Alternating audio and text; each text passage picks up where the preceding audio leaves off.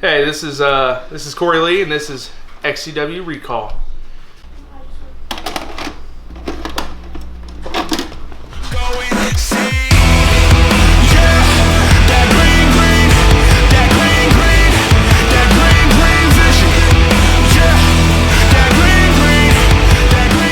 Welcome to once again XCW Recall.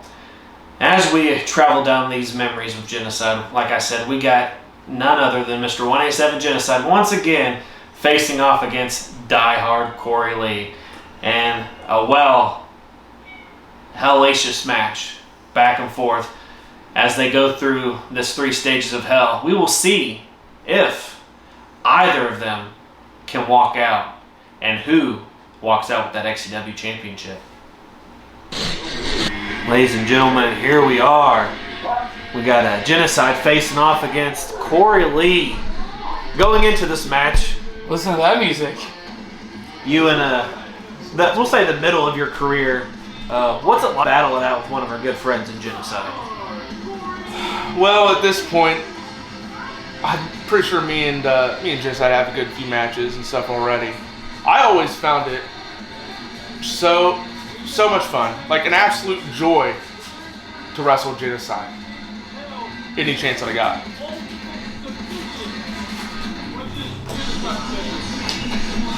This is 3 stages of hell.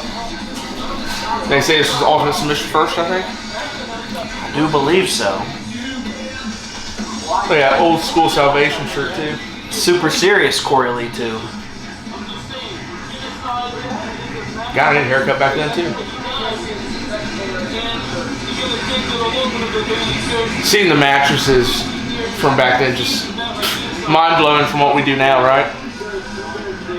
Definitely a completely different era in the way you have to wrestle when it comes to those. There's those pants that I gave to JJ Kelty. I had first. You're welcome.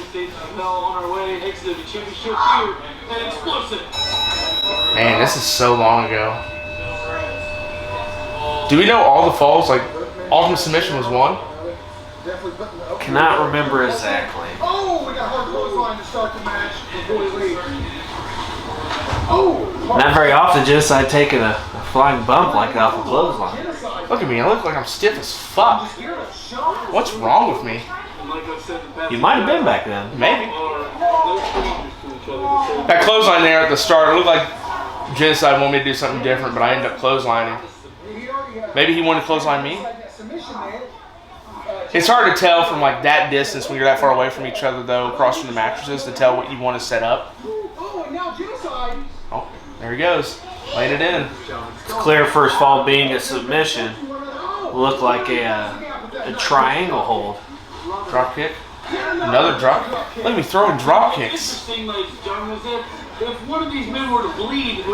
You think your energy level was, we'll say, more full back then than it is now? Oh God, yes. From what it sounds like with Fletch on the commentary right now, it sounds like one falls his first blood as well.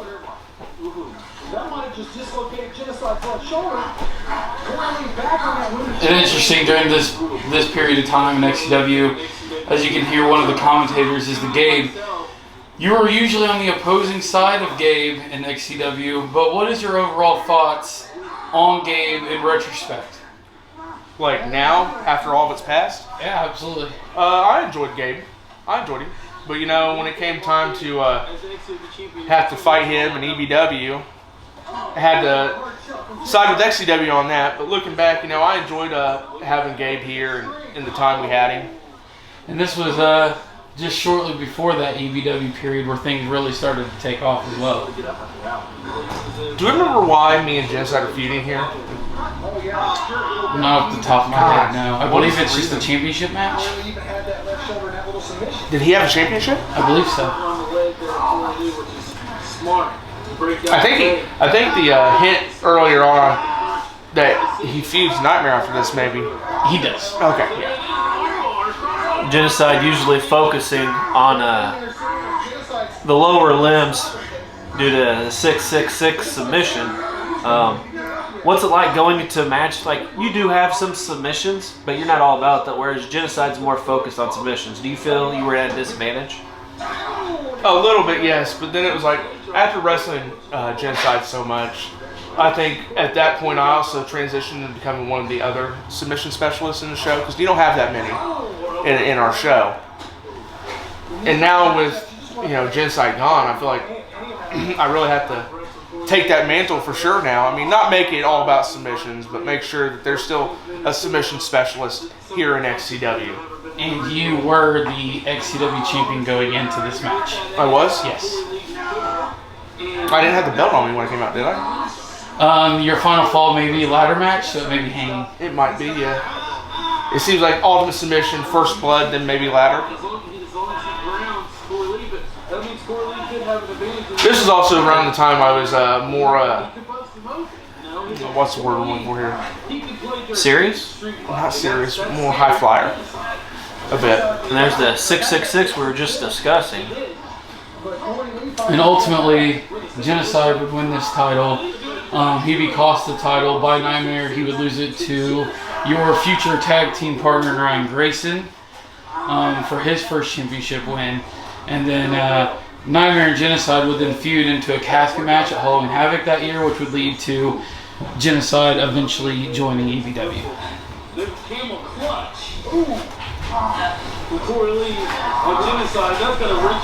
Is there any more submissions as you're watching this you wish you would have pulled out of nowhere, pulled out of your arsenal to try to catch Genocide off guard? I'm probably pretty sure I probably end up doing like all the submissions I usually do now. If I do a figure four at some point, then I probably did all of them. I mean, obviously we know Corey Lee for, you know, one of my favorites, the Koji Clutch. Yep, Koji Clutch.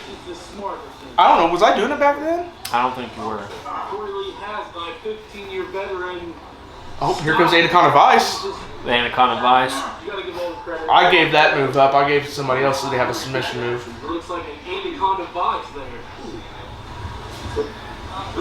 Now the submission you're most known for at this point in time, the straight edge stretch. I don't know if we'll see that on Genocide. Why do you say straight edge stretch? It's the rings of sobriety, bro. He just wants to see the straight edge stretch. I'm very, I guess I'm very picky about who I do it to. I don't want to do it, and then they'd be like, well, what the hell am I doing? You know? This is also an era where everybody, pretty much in XCW, is transitioning into actually having proper ring attire. What era of Corey Lee's ring attire do you think is your personal favorite? My personal favorite? Right now. Personal favorite right now. I mean, now I've got a custom shirt. I've really got unique entrance gear. I've had, what, I think probably about 4 pairs of different tights now at this point. I usually say that appearance is key. You want to make yourself look good for your gimmick, for the show, you know, catch people's eyes, stuff like that. Here we go. Like you mentioned, the rings of sobriety. Is that a lot harder to do somebody of Genocide size, being that he is kind of shorter, but he's a wider guy? Yeah, it was a bit harder because, as you can see here, when I try to pull his arm back, it's hard to get his arm back because he's a bigger guy. Yes. And he's not used to going back that far with his arm, so.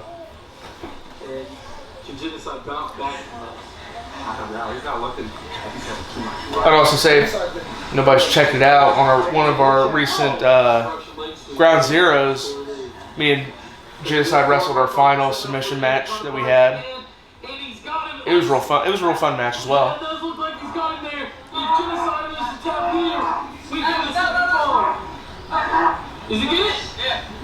Oh, shit, I made him tap. Usually he, I ended up beating him. Last time we had that ultimate submission match we had at Ground Zero, I went up to him and was like, you gonna tap out? He's like, yeah. I'm like, okay. Not something you normally see, the submission specialist Genocide being submitted. Here's a fun tidbit. Do you remember who the ref is? That blow against the small back. It's hard to see. That was a wrestling upstart who never finished his training, Jordan Starr. Jordan Starr. Oh my God, that's so long ago. Yeah, we got a lot of those sometimes, didn't we? People that would start their training and just never come back. It's not for everyone, I guess. No, it's not for everybody. Very few people start training, leave, and then come back. We've had maybe 1 or 2 people. We got Onyx who came back, which was nice. Jaden Tucker. I'm surprised he stuck around after me and Fletch beat the shit out of him. He's a tough dude. He is. Much respect being that tough and being able to stay here. You also had a different path in XCW, whereas, usually people of the caliber that are wrestling like, the Genocides, the Chris Joneses, the Fletches, started out kind of like in the heavyweight division. Yeah. You actually are one of the few people that earned your way from the cruiserweight division into the heavyweight division. Do you think that helped you prepare better because you had more experience by the time you got to that division? Yes, I would say it helped me prepare better. Because I got to work with, like we all know now, like you were Psycho. And I got to work with you under the mask, NOL. Cruiserweight. Yeah, and OL. So working with you and other people like that helped me get up to the level that I am now. Because some people just want to be put right at the top or something like that, or just push right through mid-card real quick. But I think it takes a lot of effort, a lot of work to really prove your worth and work your way up. And I think that's very beneficial for you in the long run here at XCW. Looks like Genocide's trying to choke you out. To win this match, you do have to be busted open.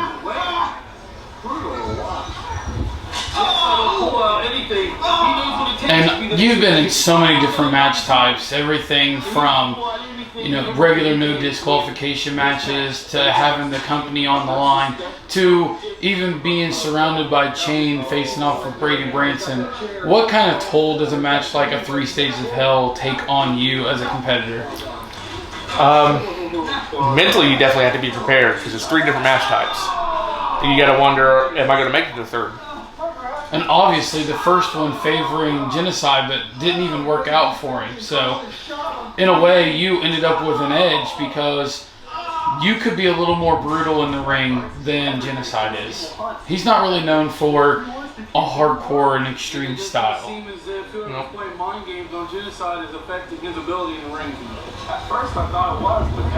Oh, here we go. Sidewalk slam? I'm dying. Tell you what, people are like, you're wrestling on mattresses. By the time we were done with those mattresses, which is probably around this time, not how we were done, but like by this time, those mattresses, that was just straight ground practically at that point. It was awful. I remember one time, Ryan Grayson got sent through the middle of the mattresses. You guys remember that? Yeah. Good times. Oh no, is this a power bomb? Well, that's something you don't see Genocide too often. At least it's a short fall. It's kind of like falling off a bed to the floor. I let him pop up power bomb me one time. I put too much oomph in my jump. Absolutely destroyed me. Oh, Corey Lee rolled out of the way. And unfortunately for Genocide, if you think about it, if this were a 1-fall match. Oh my God! Did I throw a water bottle at him? I think a water bottle just kind of popped up. You kicked the chair. You kicked the back of his head and his face hit the chair. I tell you what, watching me from back then, I was good. It wasn't the greatest though. I think definitely by now, 10 times better than I was then. All the years and stuff like that.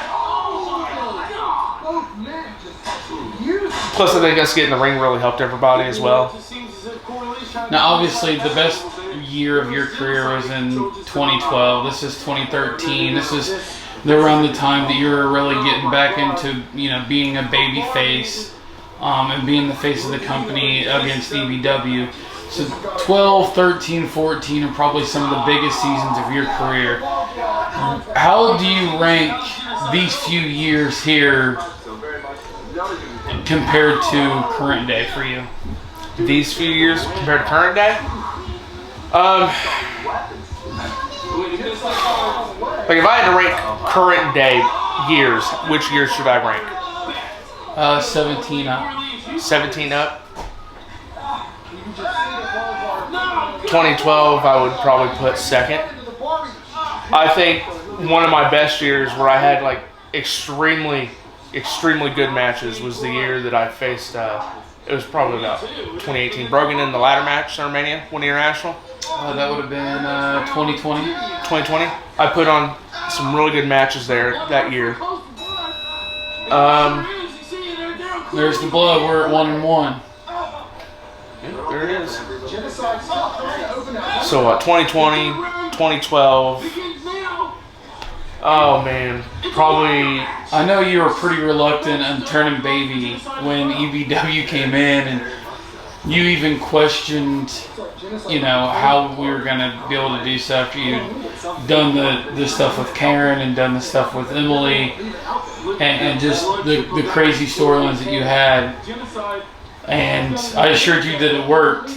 Did we make the right call? I think we did. That's why nowadays I always tell somebody, they're like, well, I don't know how I can be babyface. I don't know how I can do it anymore. And I'm always like, if I turn babyface, anybody can turn babyface. Okay, just period. Yeah, it's a ladder match, like you said. So. Genocide is definitely afraid of heights. So a ladder match is not his forte. Especially someone like Benji, who was deathly afraid of heights and wasn't the most agile of guys.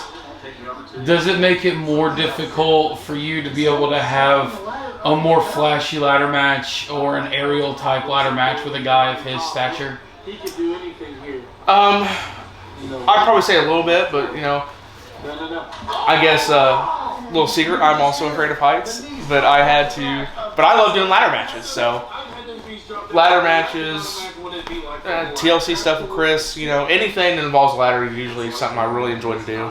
But being in a match with somebody like Benji, who's afraid of heights like that, he's gotta learn to trust his opponent, and I gotta trust him, so trust is just something we gotta have in this kind of match.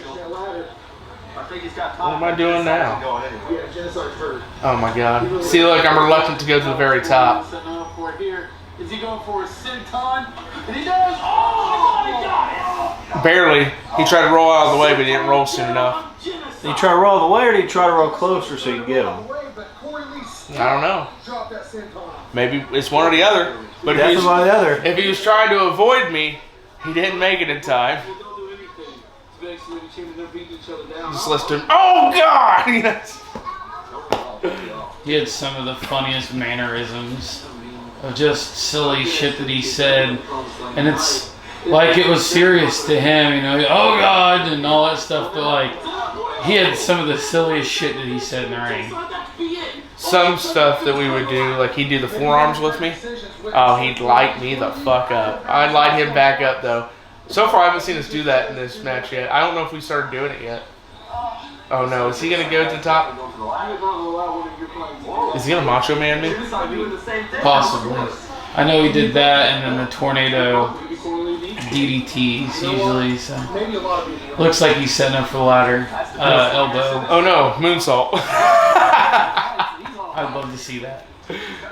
Oh, here it goes. Oh, there it is. We knew it was coming. Beautiful. That is a lot of weight centered on the sternum. In Genocide's wrestling career, he does not have a lot of ladder match experiences, but he definitely makes the most of it. That's another, I'd say, mindset thing you gotta have. I'm going in the match. I have experience in ladder matches.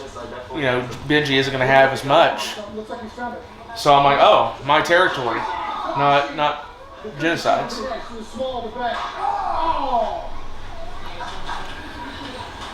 I fucking hit him with that.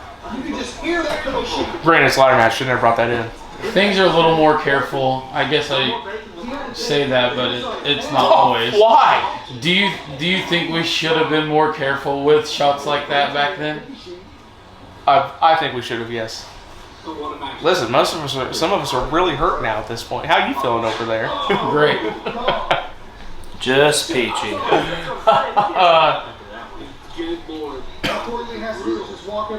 There are times, so nowadays I try to get people to be safer with their weapon shots than we were back then. Back then we really just didn't care.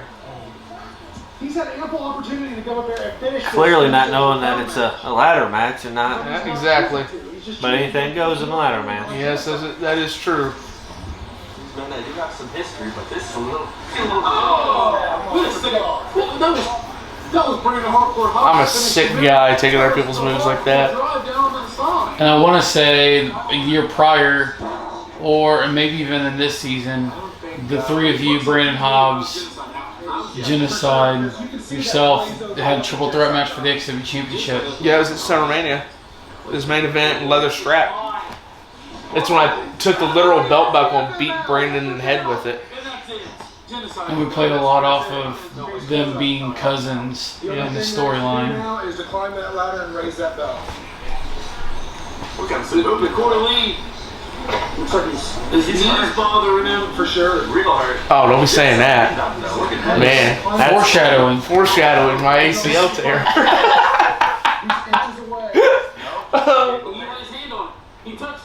So I guess you can blame Fletch, JJ, and the game That for sick that. bastard. 4 years before it actually happened. But Did you just watch that? He Hit picked you. that chair up, then he folded up and hit me with it. And that is just a hard fucking move to take. It doesn't look bad, but like, it is not an easy move to do. Especially when, you know, it should be easy. He's only 3 foot tall. You're right. I should just be able to make it up and over, right? Who could be next in line for the XCW Championship after this? And look at what they would have to compete with. Right, a broken down. I'd be happy to get the title, but good God. Oh, a hard shot. And then the crazy to look back, this is 2013. JJ's still here. He really is. That's crazy. 10 years ago. Did he say this is for my father, like, or something like that? He said something, but then he just kills me. So. Alcoholism and everything. That was terrible. Genocide's father passed away. Oh, I probably did say something about alcoholism, huh? You were more into the straight edge part of your character then. As we see There it Genocide is. climb up the ladder and grab the championship. Congratulations. In retrospect, looking back at this for the first time in Lord knows how many years, what do you feel about the match and your time that you were able to have with Genocide? I felt the match was good for what it was back then. I feel if he was still around and we had a redo of that match, I feel like we would have made absolute fucking magic now compared to then. And it comes from a time where, you know, Genocide's career has been up and down. He's not always XCW champion. So how does it make you feel to know that you're one of the few people that had the opportunity to drop the title to him? It was an honor. It was an honor to wrestle him, honor to be around him, talk to him, wrestling. Just, I enjoyed every time Benji was around, and I hate that he's gone now. But looking back on these matches, to remember him and see him again is something special. What a hell of a match for XCW's Explosive. Genocide being able to defeat Corey Lee, walk out tall as newly crowned XCW champion. But that wasn't the only little taste we got there. As you've seen, the brutal beatdown from the newly formed EBW. Join us when we come back for the next episode of XCW Recall.